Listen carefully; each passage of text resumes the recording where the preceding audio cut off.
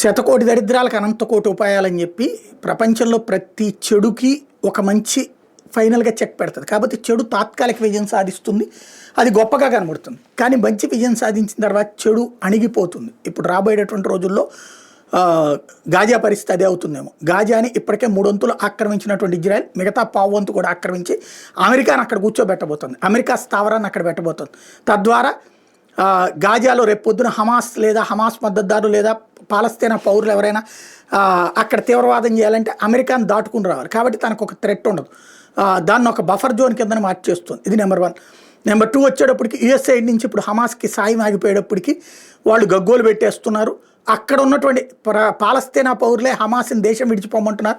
మీ వల్ల మేము అన్యాయం అవుతున్నాం అంటున్నారు. ఇదంతా ఒక ఎత్తు అయితే ఇప్పుడు పెరిగిన ప్రెషర్ నేపథ్యంలో తాము బందీలుగా పెట్టుకున్నటువంటి వాళ్ళందరినీ విడిచిపెట్టేస్తామంటూ చర్చలు ప్రారంభించిందట హమాస్. కాంప్రహెన్సివ్ డీల్ ఏదైతే పాలస్తీనియన్లని జైలు నుంచి విడిచిపెట్టేయండి, మేము మీ వాళ్ళందరినీ వదిలిపెట్టేస్తామన్నటువంటి, అందరినీ ఒకేసారి వదిలేద్దాం అన్నటువంటి కొత్త షరతు పెడుతోందట.